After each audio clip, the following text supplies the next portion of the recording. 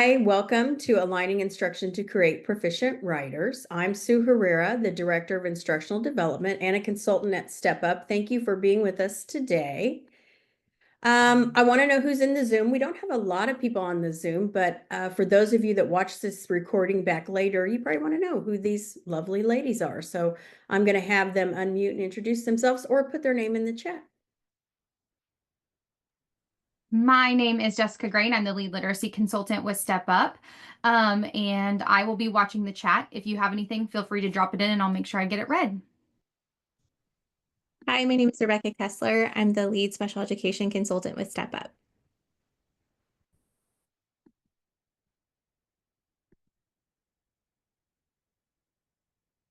Anybody else?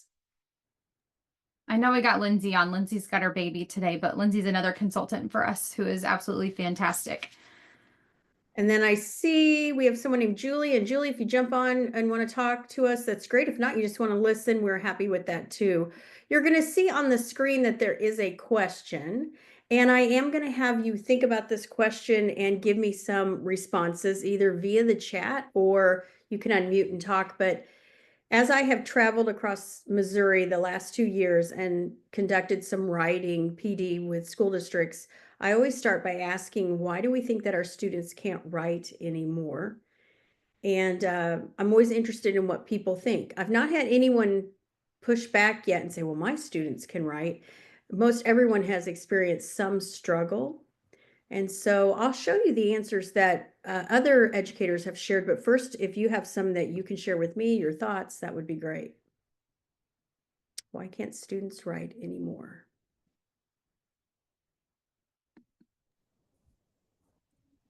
I think some of it's the type of content that they take in. So they take in a lot of video games and fast commercials and fast shows, and there's not a lot of depth to what they're seeing. Where like the shows and movies that we had whenever I was a kid, and I'm sure before that, had really developed characters and developed plot lines, and even just the content around what was going on in the story.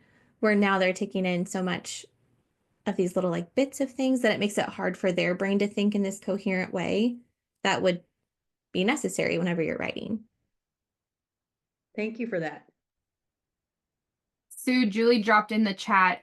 They aren't asked to write as often in the younger grades, which I think is good. Sure.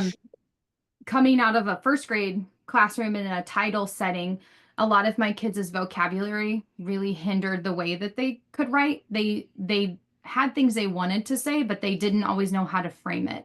And they would get stuck kind of in the what am I going to write?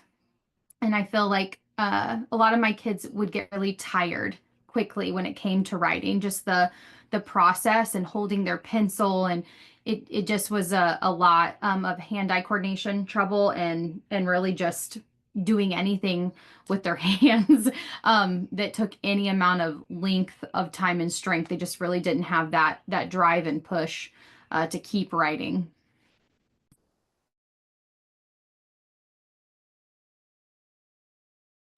All good thoughts, and Missouri educators agree with you. Here are some of the most common answers. Exposure, which is what Rebecca said. We're just not exposing our kids either at home or in school sometimes to literature that is what we would call a mentor text. It allows them to see how an author develops a theme or a story or uses word choice. And we're not asking them to write as much. Technology, it is very short and immediate. And, we're using our thumbs a lot. And so that muscle to hold the pencil, the fine motor part, that muscle has actually become weaker over time. And our kids come in and they don't have the stamina and the fine motor to actually gross motor to hold the pencil like we want them to. Expectations, sometimes our expectations are a little lower, especially at K-1-2. I know I've talked to teachers that just say it's such a struggle to get kids to write and write for a long period of time, that stamina piece. And so sometimes we don't choose that battle. Resources, that's a big one. I have a lot of educators I work with who either have no resource for writing or the resource they have has too much to choose from and they don't know how to narrow it down. They don't know how to choose what's most effective. COVID is still, I hear it all the time. We have a whole generation of kids, K1, 2, that were at home, some for over a year on Zoom, and so they didn't get that practical application, and so that's caused a learning gap. And then this is the one that I think is probably the number one answer is teachers not really understanding. They don't have clarity around what is the expectation for my kindergartners or eighth graders. And so we're going to unpack some of these. I feel like we do have a roadmap to proficiency, that the state has given us the priority standards, and that is our roadmap. But how, the question for us is, how do we ensure that our Missouri educators actually have clarity on the writing standards? Because we don't want them missing the mark. We want them to have clear expectations and clarity. And so I always start when I'm working with teachers with an activity where I get them into their writing standards. If you are a Step Up client, we can do that through the map book, or the vertical progressions is my first choice. If you're not, you can use the DESE priority standards. And we ask teachers and teams to sit together by like age. So we'll have maybe K1 together, 2, 3, 4, 5, so on and so forth, all the way up to high school. And we have teachers just dig in. We want them to dig into the writing. And we do this activity called Portrait of a Proficient Writer. And we give them actually a piece of chart paper and bright markers, and we say, all right, you've got 40 minutes. Let's get into the writing standards.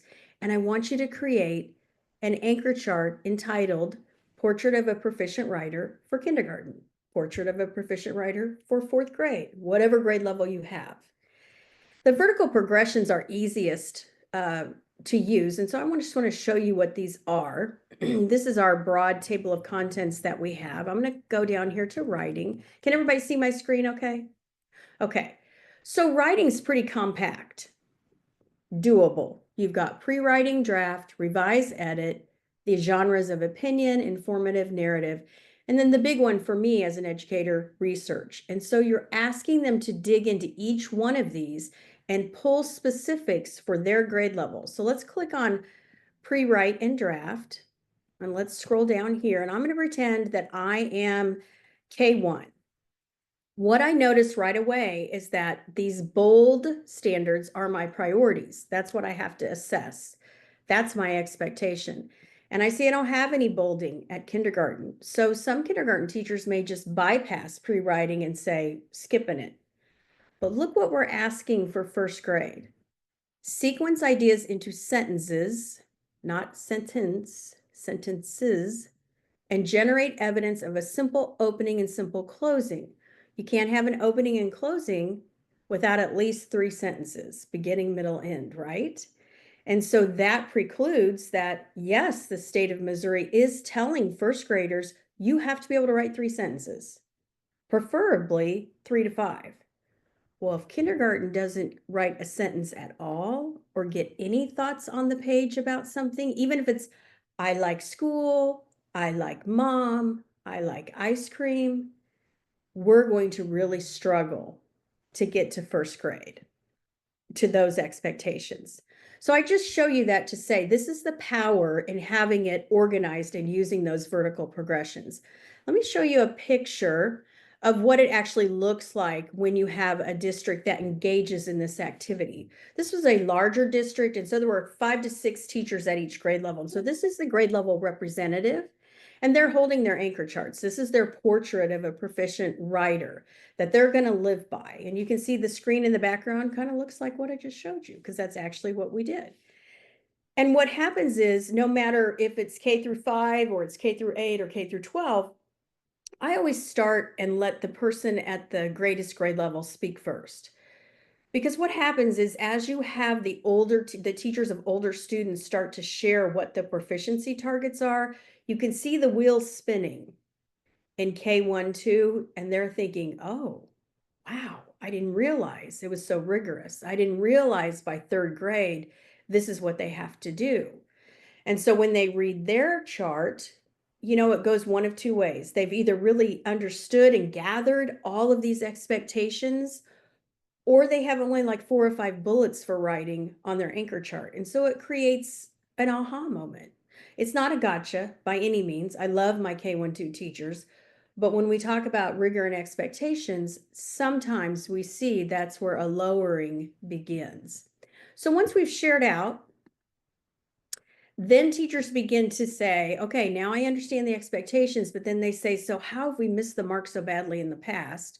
And how do I correct it? How do I create a culture of writing moving forward? Those are logical questions that they have. And so the first thing we have to do is align our expectations as a school, because the state gives us a roadmap, but it's not as specific as we need it to be. It doesn't tell us how many sentences at each grade level. It doesn't tell us how many sentences equal a paragraph. It doesn't tell us how many paragraphs necessarily. And so here's an example of what one district might have come up with. They've chosen this as an expectation, right? So this is like a, wow, here's my goal. And I know that probably every student won't get there, but wow, if I set the expectation, think how many will. And then here's another example. This district went even to, like, I'm just going to tell you how many sentences it needs to be, because that's how important it was. This is completely generated by the teachers. And it creates a sense of efficacy that we're all working towards this goal. So that's what comes from the Portrait of a Proficient Writer activity. The other thing that comes from is the understanding of how these writing standards are actually organized. The naming of the standards, the categorization of the standards has changed. I've been in education a long time, so through the 80s, 90s, early 2000s, 2010s, yes, that's how old I am, but they've changed. But here's what stayed the same. This is what stayed the same. You always have these 4 genres. You always have the writing process, and yes, publish is part of it. But people have liked to say that the 6 traits of writing have gone away, and I'm telling you, they're there. And they are very heavily weighted, not only on your writing prompts for the state, but also for your open-ended questions, your technology enhanced questions, there's a lot of research questions, and they really focus specifically on organization and ideas. Not so much conventions as we might think, but organization and ideas. So we really you want your teachers to understand this, that it's changed how it looks, but it's really still the same. So some time needs to be spent with teachers talking about what are the 6 traits of writing.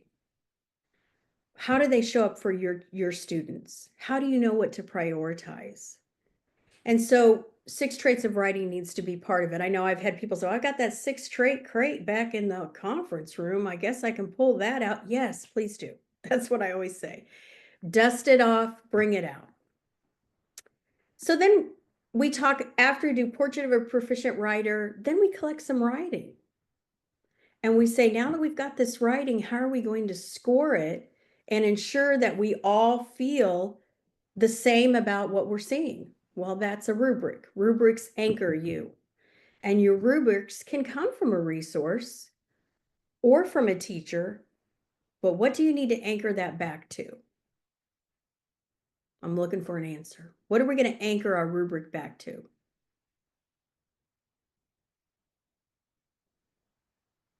The standards, right? The rubric needs to reflect the standards that are connected to the genre that you're assessing. And so kindergarten has a rubric from DESE. I took that rubric, flipped it on its side, and aligned it to the traits of writing. And we talk a lot with our teachers about, and we have one K through 10 for our teachers to use that are aligned to the state. But we talk a lot about where do you see the most bullets on this? Which trait of writing? Well, for kindergarten, it's conventions, right? That's not the case when you get to 3rd, 4th grade. It totally flips. It becomes organization and ideas is where we're going to be weighted. So we teach teachers, how do you calibrate your expectations and use a rubric that's holistic? Because it's not a percentage. You don't add this up and divide and get a percentage. This is what a rubric looks like that's been scored. When I look at this rubric, I can tell that the child is living between proficient and advanced. Hallelujah. And that they have many, many strengths. this child's going to end up being proficient because there's more indicators at proficient than there are at advanced. But as educators, we have to calibrate on a lot of these indicators because they're a little subjective. Attempt sequencing. Limited use. What's limited? You have to decide as a team what that means.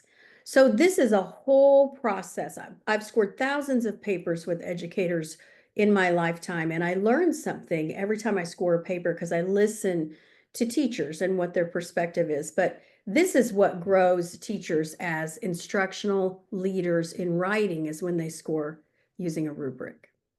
Let me stop there just for a second. Drop your thoughts right now into the chat about teachers scoring writing together with a rubric, maybe where you are in that practice, what you've done as a teacher, just something that we can read in the chat. And Jess, if you don't mind, would you read those for me? Absolutely.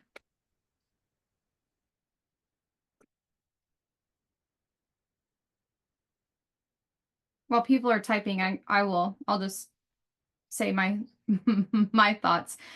I love the calibration. My very first year of teaching, we gave a writing prompt at the beginning, middle, and end of year for our students, and we actually scored another teacher's. So we were, that rotation happened. I don't remember the rubric looking quite like this, and I wish I would have had this. Like, this just makes so much sense to me to highlight. I remember we had rubrics for writing depending on the resources that we utilized, but I love the flipped, right? Like the flipped, like this is where it's really heavy. And I in my mind, I'm like, oh, you can see what's most important here. Like, this is really, they have to have this mastered because it's not hit as heavy in the older grades. I don't know. I love this. I wish I would have had this for all my years of teaching. I think it's great. I was thinking similarly. I've taught a variety of grade levels, and I don't ever remember scoring with another group of teachers to calibrate what it looked like. So there were times that I would teach writing either with first graders or sixth graders or whatever. And I would notice whenever the teacher next door hung their papers outside, I was like, oh, my kids did not write like that, because I didn't know what the expectations were. And so I do really value the process of collaborative scoring to understand and calibrate between the teachers in your district.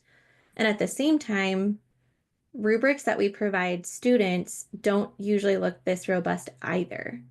Mm. And so whenever we provide them to students, they were like, we say advanced, proficient, basic, below basic. And so for the organization one, if it just had beginning, middle, end, and that was all they saw, a student might be like, well, I did that, I think. Mm-hmm. And so I think this process really makes it clear for the teacher, but then makes it easy to communicate to the students what they're expected to do. I agree. Yes. You know, teachers value this, even though it's cognitive, it's a lot of dissonance. There's a lot of struggle because they really want to give their students the benefit of the doubt. And really, this forces you to score against a standard, right? And you always score how you want them to be at the end of the year, which is proficient. So even if you're scoring September kindergarten writing, you're still going to score for those proficiency targets, which means most of your kindergarten writing is going to be below basic. And that's okay, because guess who shows the most progress by the end of the year? Kindergarten, right? So that's a mindset shift. The idea is that you have calibrated your expectations so well that you can take your paper and say, this is proficient for our school. And it looks like the proficient paper at every other school in the state of Missouri. That's the goal. Otherwise, you're just guessing at what you think it's supposed to be. Okay, good discussion. I'm gonna go on. Sue, Lindsay, before you do, I'm really sorry. Lindsay just put in, even in smaller schools, that only having one teacher in each grade level, it can be really hard to have those discussions, but how powerful it is to discuss with the teacher above and below you when they're looking at those student samples. She put in here, that can't always happen, but when it does happen, it's really helpful to be able to collaborate with those other teachers. Right, and that's a good point. I've worked with some much smaller school districts that only had one teacher per grade level, and we just choose a partner. And you learn that other person's rubric because you do have to have the conversations. And when we're scoring together and learning how to score, everybody scores a kindergarten paper. They end up being the hardest to score. And everyone scores a second grade paper, and everyone scores a fourth grade paper, and everyone scores a seventh grade paper because we're trying to see how the rubrics develop and the expectations change. And you only understand that when you score writing. So here's 2 kindergarten papers. You would not believe how long it takes us to score I Like My Cat. At least 20 minutes every district I'm in, because we really want to give students all the credit they deserve. And when you're really looking at those proficient indicators, you can almost convince yourself sometimes that we're basic or proficient. But when we really start to have discussions, we realize this is probably basic to below basic, because here's what end of the year kindergarten looks like. And this is proficient. So it's just sticking to the standards and the expectations. So the third part of all of this, we've talked about portrait of a proficient writer, getting clarity on the standards. Then we're going to move into looking at writing using state-aligned rubrics and calibrating our expectations. The final step of this is creating a culture of writing. People should walk in your building and know, oh, they're focusing on writing. So what does that sound like as we're in a building? And then what does it look like when we're in a building? These are big discussions that we have. Here are some of the ways that it can occur. These are not the only ways. We purposefully mix reading and writing. So as we are reading, we are pointing out what's great about the writing that we're reading, or we're taking notes while we're reading. We are annotating a text. We are writing to think. And so that means we have a commitment to write in every subject. We're going to have a math journal. We're going to take notes on our vocab and our terms. We're going to put example problems. We're going to label our problems. We're going to write a summary of the day. There are author chairs available for students to sit in and share their writing. You're going to commit some of your family engagement nights to a poetry night or a writing showcase. You will see students collaborating, not revising and editing, because that's not an expectation that we would want them to master until 6th grade, but they're talking to each other about writing.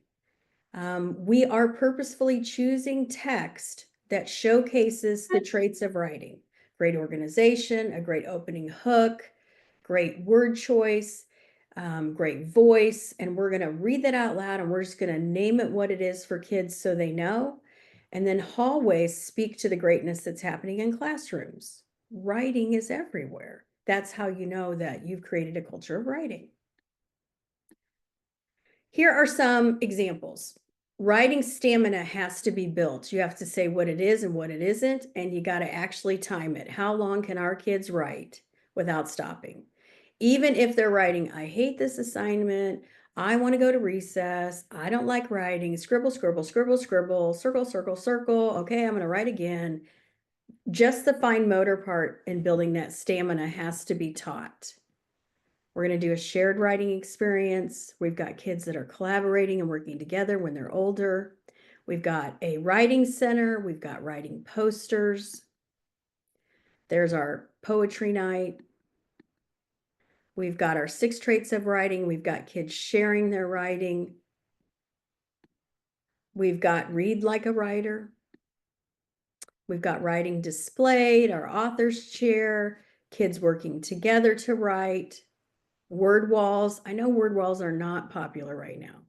I'm a big word wall person. The one thing that stops our youngest kids from writing is they don't know how to spell something. So they either need a personal word wall or they need one up in the room.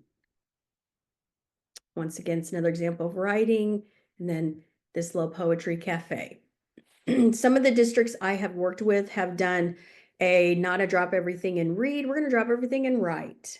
And kids don't know when it's going to happen, but they take out their journal and they're ready. And they're excited about it. So it's just, you shift your commitment sometimes. Am I going to read? Am I going to write? Be a scientist, a historian, mathematician. And the goal of this is that writing is going to be a consistent strand through everything that you do. So here's the 3 modules in conclusion: portrait of a proficient writer, collecting and calibrating the scoring of writing using rubrics because they matter. And then how do you create that culture of writing? And at Step Up, we would love to walk you through the modules and help teachers anchor back to those state expectations. Before we say goodbye, are there any final thoughts? Anything anyone wants to say? I see something in the chat, but I don't know what it is. Oh, Lindsay. Oh, maybe that was the one you read already. Okay.